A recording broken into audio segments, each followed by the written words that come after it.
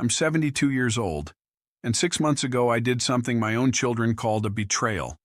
I was sitting on the porch of my new home in Lake Chapala, Mexico, holding a cup of coffee that had already gone cold, when the phone rang for the 7th time that day.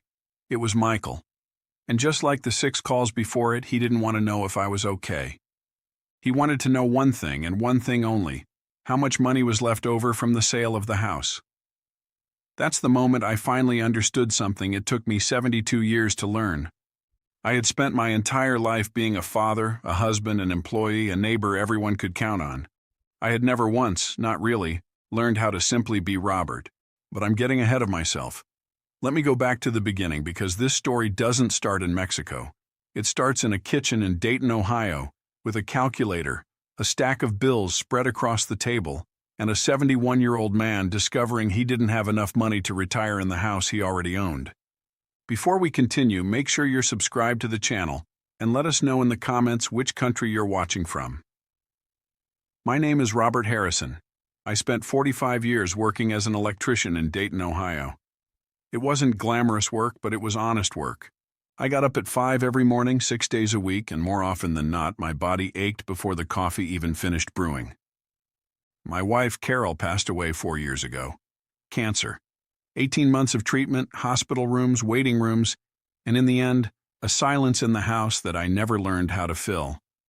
We raised our 2 children in that house on Maple Street, a small brick home with a white picket fence I repainted every single summer since 1985. Michael, my oldest, is 46. He's married, has 2 kids of his own, and carries a mortgage that seems to grow heavier every year. Emily, my daughter, is 43, a single mother, and always the gentler of the 2. Although, as you'll see, gentleness doesn't always mean strength. I loved my children more than anything in this world. I still do. But love, I learned far too late, is not the same thing as owning someone else's life. After Carol died, my retirement income, Social Security plus a small pension from the electric company, barely covered the bills. Health insurance, property taxes, home maintenance, prescriptions. I wasn't drowning all at once. I was sinking slowly, the way most people my age sink, quietly, without telling a soul, because pride is the very last thing we're willing to let go of. One night, sitting at that same kitchen table where Carol used to make pancakes every Sunday morning, I added everything up on an old calculator. And the number that appeared on that little screen scared me more than any diagnosis a doctor had ever given me. I wasn't going to make it 5 more years living like that, let alone 15 or 20. For weeks I told no one. I kept the calculator in a kitchen drawer like it was something shameful, like it was proof that I had failed somehow, after 45 years of never missing a single day of work.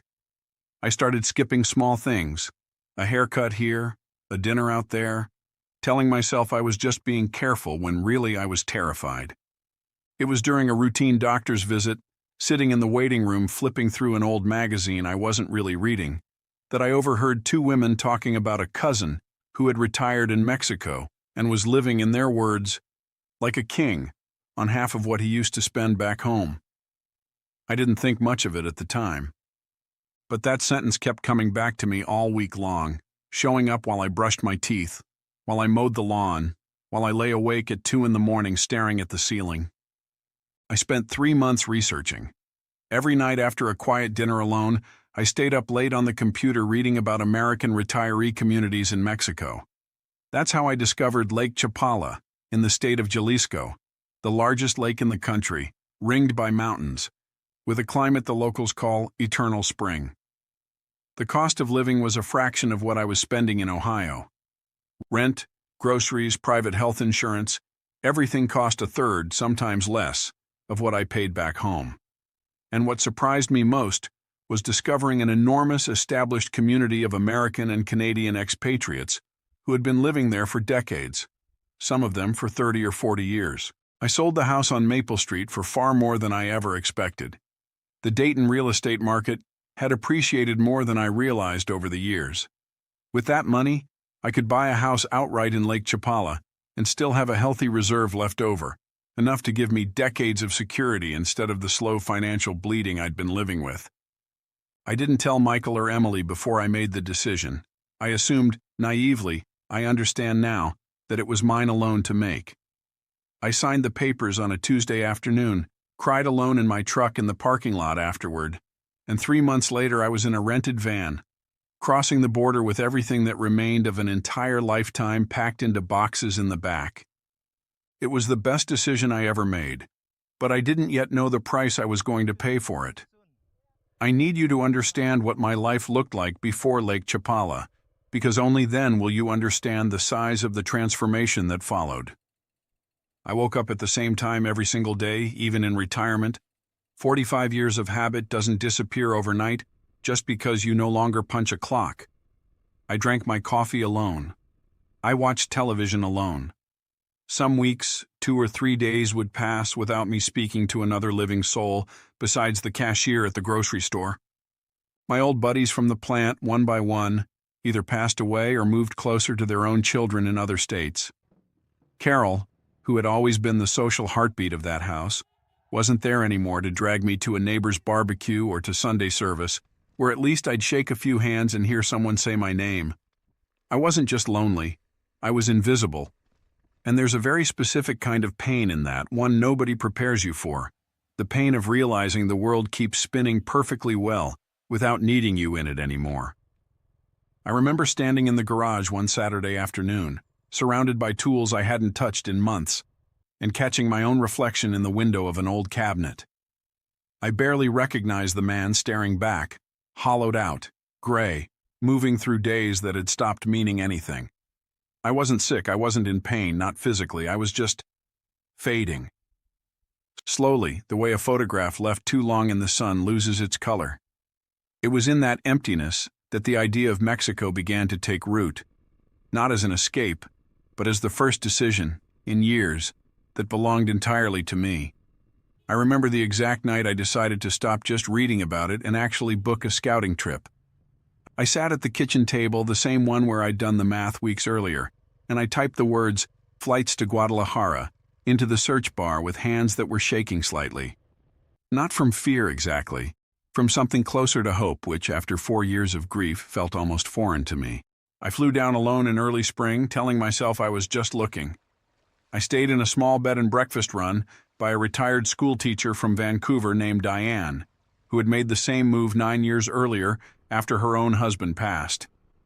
She picked me up from the airport in Guadalajara herself, in an old white pickup truck with a rosary hanging from the mirror, and talked the entire 45-minute drive to Chapala about how the move had saved her life, in her words, twice over, once financially, and once from a loneliness she said was eating her alive back in Canada. I didn't believe her completely, not at first. I thought maybe she was just trying to make herself feel better about a decision she couldn't take back. But over the 4 days I spent walking the cobblestone streets of Ajijic, sitting at lakeside cafes, watching pelicans glide low over the water at sunset, something in my chest started to loosen. For the first time since Carol's funeral, I caught myself laughing out loud, alone, at something a street vendor said to me in broken English about my terrible attempt at ordering tacos in Spanish. One afternoon during that trip, Diane took me to meet a couple she described as the unofficial mayors of the American community there, Frank and Judy, both in their late 70s, who had been living in Ajijic for over 20 years. Their house sat just off the main plaza, covered in bougainvillea so thick it nearly swallowed the front wall whole. Frank had been an accountant in Sacramento. Judy had taught piano for 30 years in the same small California town. They poured me a glass of homemade hibiscus tea and told me, without me even asking, exactly the kind of story I would live to tell myself. "Our kids thought we'd lost our minds," Judy said, laughing, waving a hand toward the garden. "My son didn't speak to me for almost a year after we sold the house. Called it reckless, called it selfish. You know what changed his mind?" I shook my head. He came to visit. Stayed 2 weeks instead of the 3 days he'd planned. Cried on the plane home, Frank told me later. My son, 45 years old, crying on a plane because he finally understood his mother wasn't running away from anything. She was running toward something for the first time in her whole life. I carried that story with me for the rest of the trip, turning it over like a stone in my pocket. It didn't erase the fear I still felt about what Michael and Emily might say once I told them. But it gave that fear some company, The knowledge that other families had walked through this exact same fire and come out the other side intact, sometimes even closer than before. That evening, walking back to Diane's bed and breakfast alone, I passed a small church with its doors open, candlelight flickering somewhere deep inside. I'm not an especially religious man, not since Carol passed, but something made me step inside and sit in the back pew for a few minutes, in the cool quiet, surrounded by the smell of melted wax and old stone. I didn't pray for permission exactly. I think I prayed for courage, though I couldn't have told you that at the time. On my last night there, I sat on a bench along the Malecon, the lakeside promenade, and watched the sky turn shades of orange and violet I don't think I'd ever truly stopped to notice before, not once in 71 years. An old fisherman walked past pulling a small cart of the day's catch, nodded at me, and said something in Spanish I didn't understand, but that sounded, from his tone alone, like a kind of blessing. I made the decision right there, on that bench, before I even flew home. I just didn't say it out loud yet. Going back to Ohio after that trip felt strange, like putting on a coat that no longer fit. I walked through the house on Maple Street differently, noticing things I'd stopped seeing years ago. The pencil marks on the doorframe in the kitchen where Carol used to measure how tall the kids were getting. The small chip in the porch step from the winter Michael learned to ride his bike. The exact shade the paint had faded to on the fence I repainted every summer. I spent an entire weekend going through boxes in the attic, deciding what to keep, what to sell, what to give away. I found Carol's wedding dress, still wrapped in its original plastic from the dry cleaner, and I sat on the attic floor for a long time just holding it. Not crying exactly, just remembering. I called a realtor the following Monday. Her name was Patricia, a no-nonsense woman in her 50s who had sold half the houses on our street at one point or another over the years. She walked through the house with a clipboard, jotting notes, and when she got to the kitchen she paused for a moment, looking at the pencil mark still visible on the doorframe. "You want me to have someone paint over these before we list it?" she asked, not unkindly. "Standard procedure," she explained. "Buyers like a blank slate." "No," I said, maybe too quickly. "Leave them." She didn't argue, just made a note and moved on to the next room. But something about protecting those marks, insisting they stay exactly as they were even though I was about to hand the house over to strangers, felt important in a way I couldn't fully explain, not even to myself. The house sold in 11 days to a young couple expecting their first child, the wife glowing in that particular way expectant mothers do, the husband asking careful, practical questions about the roof and the furnace. I remember standing in the driveway the day they came to look at it, watching the young woman run her hand along the porch railing the exact same way Carol used to, and thinking that maybe the house wasn't done holding a family inside it yet. Maybe it was simply passing from one chapter to the next, the way I was about to do myself. I sold the house on Maple Street for far more than I had ever imagined. The Dayton market had climbed steadily over the decades I'd lived there, and the small brick home I'd bought for a modest sum back in the 70s went for a figure that genuinely stunned me. With that money, I would be able to buy a house outright in Lake Chapala, cover my health care for years without worry, and still have a comfortable reserve set aside for whatever the future held. I didn't tell Michael or Emily before making the final call.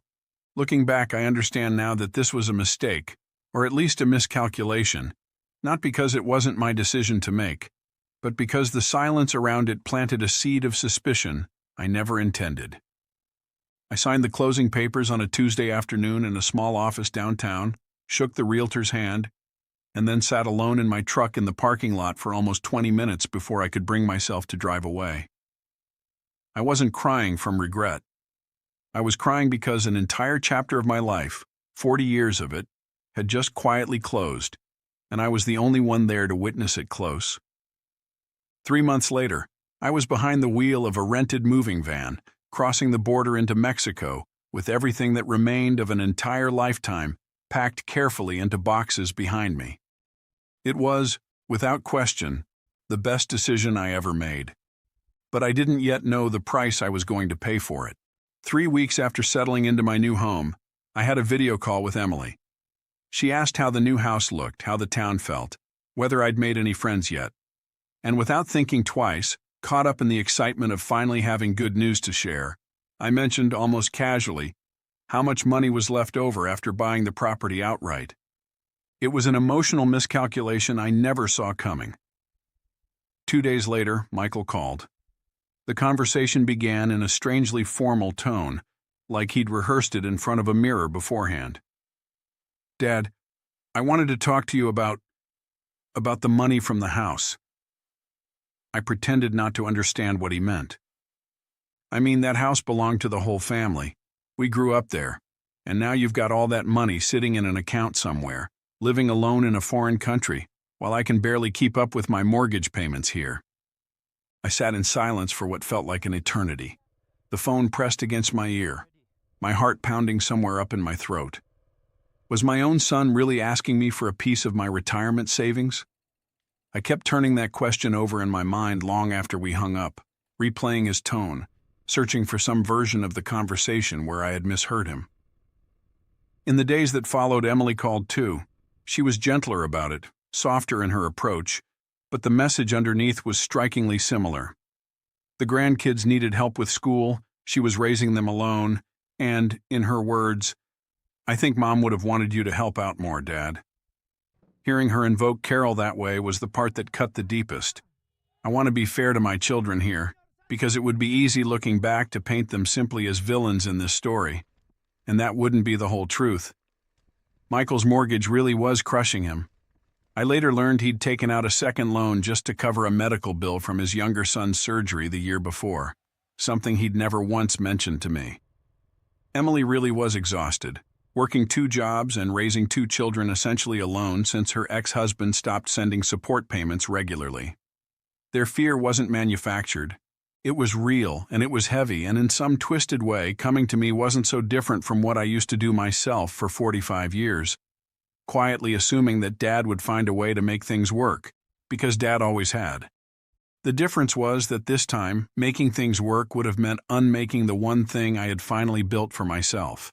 I didn't understand any of that nuance yet, not in those first raw weeks. All I felt was the sting of being reduced, in my own children's eyes, to a wallet with a pulse, after a lifetime of trying to be so much more than that to them. In the weeks that followed, the phone calls became a grinding daily routine. They stopped being conversations altogether and started feeling like disguised demands, dressed up as concern. "You're being selfish, Dad. Mom would never have done something like this. You only think about yourself now that you're down there living your little vacation life while we're struggling up here." Each sentence landed like a well-aimed dart because it struck exactly where I was most vulnerable: the guilt. 60 years of putting everyone else first doesn't simply evaporate just because you crossed a border and started drinking better coffee. I started losing sleep again, the same restless nights I'd fought so hard to leave behind in Ohio. I found myself scrolling through local real estate listings late at night, calculating what I might get if I decided to sell and move back. I even opened an email to Michael one evening and began typing that I would transfer a portion of the money to him, that I was sorry, that I hadn't meant to hurt anyone. My cursor hovered over the send button for nearly 20 minutes while my coffee went cold beside the keyboard. I didn't send it. Not because I was strong. I simply fell asleep at the desk, exhausted, and woke up the next morning too embarrassed to finish what I'd started. That same week, the guilt started showing up physically. My appetite disappeared. I stopped going on my morning walks along the lake. Diane, the woman who had shown me around during my scouting trip and who had since become a genuine friend, texted asking if I wanted to grab lunch, and I turned her down twice, telling her I just wasn't feeling like myself. There was one particular night, worse than the others, when I sat alone at my kitchen table with the lights off, just the glow of the stove clock, and genuinely asked myself whether I had made a terrible mistake.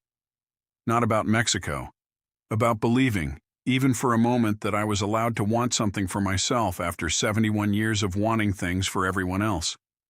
I thought about calling a real estate agent first thing in the morning. I thought about how easy it would be to just give in, wire the money, and go back to being the version of myself that everyone already knew how to handle: quiet, accommodating, endlessly available. It was Carlos Mendoza, my next-door neighbor, who finally knocked on my door one evening carrying 2 cold beers and asked why I looked like a man who'd seen a ghost. Carlos is 68. He came to Lake Chapala from the United States decades ago, also after losing his wife. Over the past few months, he'd become the closest thing I had to a brother in this new life I was building. We sat together on my porch, facing the lake, and I told him everything, the phone calls, the guilt, the email I'd almost sent. He was quiet for a long moment before he said something I still haven't forgotten. "Robert, you spent 45 years working so your kids would have everything they needed. You don't owe anybody anything else. The question isn't whether you love them. The question is, when's the last time you loved yourself?" That hit me like a punch to the chest, because the honest answer was, I couldn't remember. Carlos told me his own story that night, how he had almost given up on Mexico in his first few months too, worn down by pressure from his own family, until he finally understood that helping his children didn't have to mean disappearing for them. "There's a difference between generosity and self-sacrifice," he said, turning his beer bottle slowly in his hands. "Generosity comes from a place that's full. Self-sacrifice comes from a place that's empty. And you, my friend, are trying to give from a well that's already run dry." We sat there until well past midnight, the lake dark and quiet in front of us, and for the first time in weeks, I felt like I could breathe again. Before I went inside that night, Carlos said one more thing, almost as an afterthought, already halfway down my porch steps. "You know, Robert, the version of you your kids are angry at right now isn't really you. It's the version of you they're used to controlling. Give them time to meet the new one. Some people love that new person. Some people never forgive him for existing.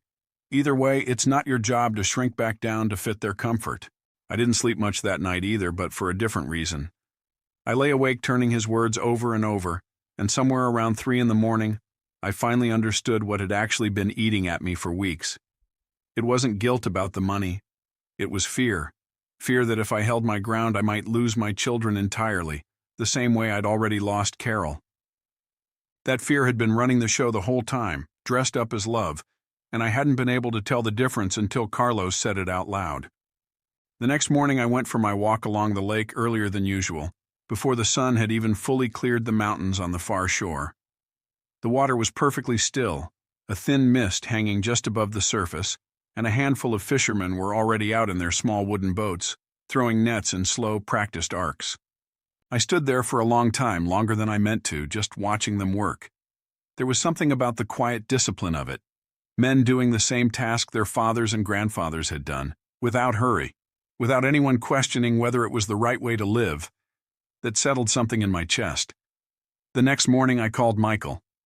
Not to apologize and not to give in, but for the first time in decades to tell him the whole truth. I told him about the nights I couldn't sleep after Carol died. I told him about the loneliness that had swallowed my days in Ohio, about sitting in a house that felt more like a museum than a home. I told him about the calculator, the bills spread across the kitchen table, the fear of not having enough money to survive the next 20 years of my own life. And then, with my voice shaking, I told him that the money left over from the sale wasn't luxury. It was the difference between me having security in old age or becoming a burden to him and Emily later on, which was the very thing I had spent my whole life trying to avoid. "I love you both more than anything," I said. "But this decision wasn't made against you. It was the first decision I've made for myself in a very long time." There was a long silence on the other end of the line. And then, for the first time in weeks, Michael didn't argue. He just said quietly, "I hadn't thought about it that way, Dad. It wasn't an instant reconciliation, the kind you see wrapped up neatly in a movie. We still had difficult conversations in the weeks that followed. There were moments of tension, moments where old resentments crept back in. But for the first time, I was speaking from a place of clarity instead of guilt, and that changed the entire shape of the conversation. I kept helping both of them when I genuinely could.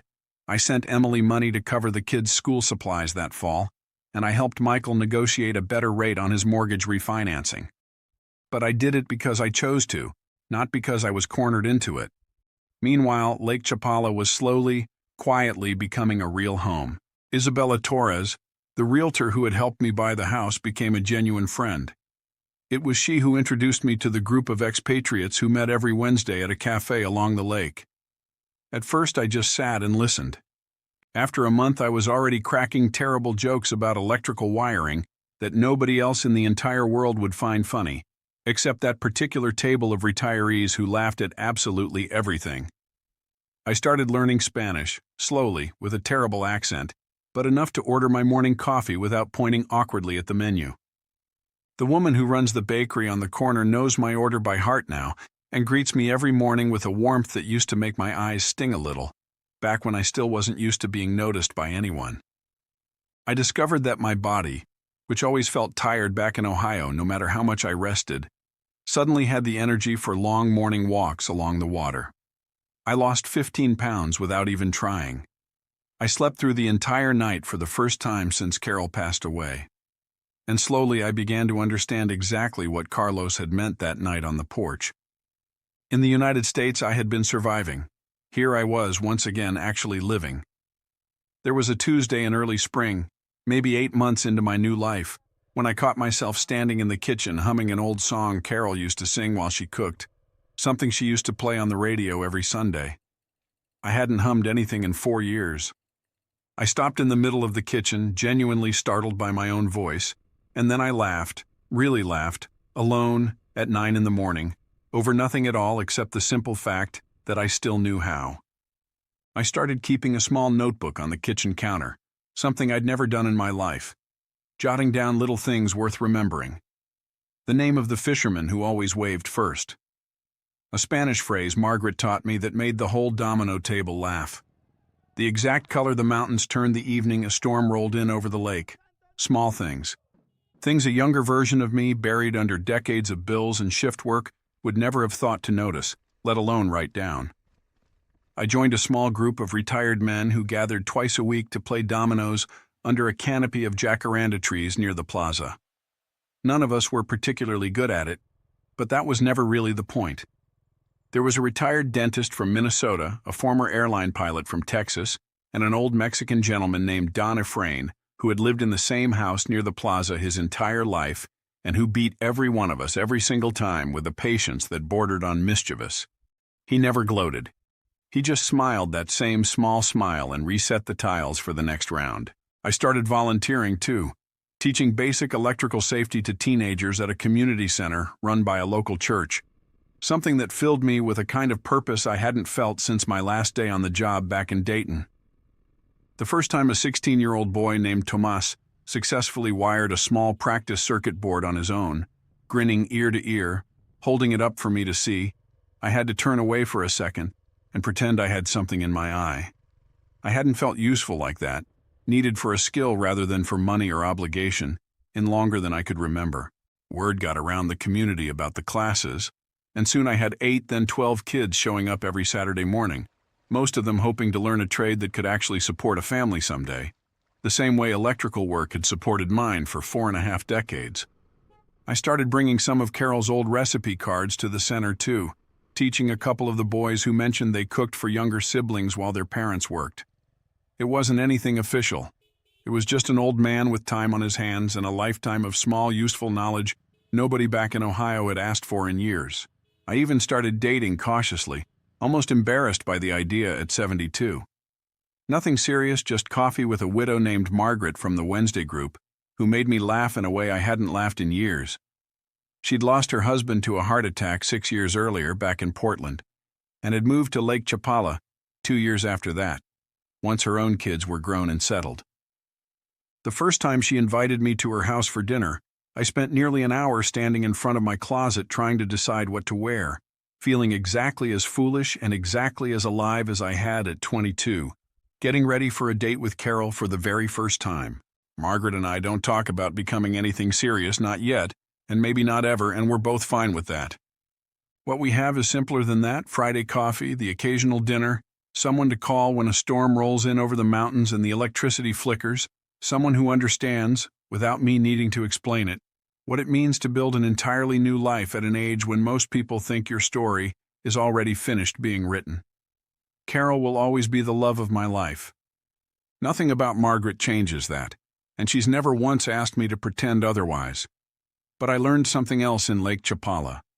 that having room in your heart for new joy doesn't erase the love that came before it. If anything, I think Carol would have liked her. I think she would have liked all of it, actually. The lake, the dominoes, the terrible Spanish, the boy named Tomas who now wants to be an electrician just like me. Months after that difficult phone call with Michael, he reached out again with a different kind of news. He and Emily wanted to come visit, along with the grandkids, over summer break. I was nervous the entire week leading up to their arrival. Part of me worried they were coming down still resentful, ready to reopen the argument about the money the moment they landed. But when I saw them stepping off the plane at the Guadalajara airport, sun-tired and rumpled from the flight, and Michael pulled me into a tight hug right there at the gate, I felt something shift for good. We spent 10 days together. I took them to the cafe by the lake, introduced them to Carlos and Isabella, and even to Margaret, who Emily immediately liked, the two of them talking in the kitchen for over an hour on the second night while I sat outside with Michael, saying very little, just enjoying the quiet of having him near again. I showed them the tree-lined streets I walk every single morning, the bakery where the owner already knows my order, the community center where Tomas, shy at first, shook Michael's hand and told him, unprompted, that his father was the best teacher he'd ever had. A sentence that made my chest ache in the best possible way. I watched my grandchildren running along the water's edge, laughing, chasing pelicans that wouldn't stay still long enough to be caught, and I watched Emily standing beside me quietly, tears in her eyes, not saying a word, just watching. My youngest granddaughter, only 6, asked me at one point why the water was that color, gold and orange all at once, and I told her it was the sun saying goodnight to the lake, the same silly thing Carol used to tell Michael and Emily themselves decades ago, back when they were small enough to believe things like that without question. Emily heard it and went very still for a moment, and I understood she remembered too. We spent one whole afternoon at the community center, where I'd arranged for the kids to help Tomas and the other boys with a small wiring project. Nothing dangerous, just simple circuits, enough for Michael's youngest to proudly announce over dinner that he'd done real electrician work with his grandfather. Michael watched from the doorway the entire time, arms crossed, and I caught him wiping his eyes once when he thought no one was looking. One afternoon, Michael and I took a boat out onto the lake with a local fisherman Carlos had introduced us to. We didn't talk much. We just sat there side by side, watching the mountains ring the water, and for a moment it felt like we were simply father and son again, without any of the weight that had built up between us over the past year. One evening during their visit, I overheard Michael and Emily talking quietly in the kitchen while I was out on the porch with the grandkids, teaching them how to skip stones across the calm edge of the lake. I wasn't trying to eavesdrop, but the window was open and their voices carried. "He seems different," Emily said. "Not different bad, just lighter somehow." "Yeah," Michael answered after a pause. "I keep thinking about what he said on the phone that day, about the calculator, and being scared, and us not even noticing. I feel like garbage about it, honestly." "We didn't know," Emily said. "That's not on us. But maybe we should have asked instead of assumed." I stood very still on the porch, a smooth gray stone in my hand, and let them keep talking without letting on that I'd heard. It wasn't the apology I needed exactly. It was something better, proof that they were starting to understand on their own, without me having to explain it to them all over again. On our last night together, sitting out on the porch, Michael finally said the thing I'd been hoping to hear for months. "Dad, I was so wrapped up in worrying about the money that I didn't even notice how alone you were back in Ohio. Looking at you now, you've never seemed this alive." I didn't need anything more than that sentence. They flew home a week later, promising to come back every summer. Emily has already started saving for the trip, she tells me on our weekly calls now, calls that no longer start with tension in her voice. I went back to my routine. Morning coffee, the walk along the lake, Wednesdays with the expatriate group, the occasional beer with Carlos on the porch, dominoes under the jacaranda trees, coffee with Margaret on Fridays, Saturday mornings with Tomas and the other boys at the community center. Emily calls every Sunday now, a standing habit neither of us has ever needed to mention out loud. It just happened and stuck. Michael and I text more than we ever did when I lived 20 minutes from his house. Small things mostly. A photo of the lake at sunrise. A question about a wiring problem in his garage that I still, out of habit, can't resist trying to solve from 1,000 miles away. Neither of them has mentioned the money again. Not once, not even in passing. I don't think they need to anymore. I think they finally understand that the money was never really what the fight was about. Don Efrain still beats me at dominoes every single week, and I suspect he always will. Tomas finished his first real wiring certification in the fall, and he came by my porch afterward, certificate in hand, practically vibrating with pride, and I felt something I hadn't expected to feel again at my age. The particular pride of watching someone else's future open up because of something you gave them, freely, with nothing expected in return. His mother came with him that day too and hugged me so tightly and for so long that I finally understood, standing there on my own porch in a country that wasn't the one I was born in, exactly what people mean when they talk about finding a second family. Today, sitting here watching the sun sink over Lake Chapala for what feels like the 100th time, and somehow never once growing tired of the exact shade of orange the water turns at this hour, I understand something it took me 72 years to learn. Selling that house on Maple Street wasn't the hardest decision of my life. The hardest decision was accepting that, after a lifetime spent taking care of everyone else, I also had the right to take care of myself. It took an entire ocean's worth of guilt, a good friend with a couple of cold beers and no patience for my excuses, and one honest phone call to finally understand something that should have been obvious all along, that loving my children fiercely and finally choosing myself were never opposites. They were, in the end, the very same thing. I think about that calculator sometimes, the old one that used to sit in a kitchen drawer in Ohio like a small, shameful secret. I still have it, actually. It sits on a shelf in my new kitchen here in Lake Chapala, not hidden away anymore, just sitting there in plain sight next to a photo of Carol and a small wood carving Tomas gave me for my birthday. I keep it, I think, as a reminder of exactly how close I came to letting fear make the biggest decision of my life for me, instead of hope. If you're a parent, a grandparent, someone who has kept a dream tucked away in a drawer for decades out of fear of what other people might think, I just want to tell you one thing. You have already given enough. Maybe it's time to give a little of that to yourself too. And if you're thinking about a change like this one yourself, tell me in the comments where you dream of living your next chapter, and what's really holding you back from starting today instead of someday. I read every single one, I promise you that. I read them the same way I read the lake every morning now, slowly, with coffee in hand, grateful for one more quiet, unremarkable, wonderful day I get to spend exactly the way I choose.